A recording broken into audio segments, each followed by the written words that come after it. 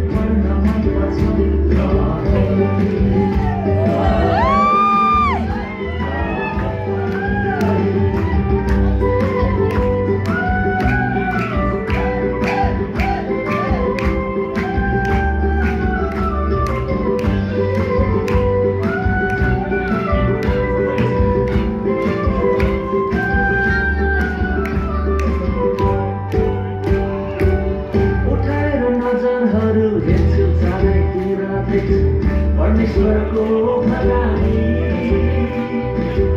उठाएर नजरहरू हेर्छु चारैतिर देख्छु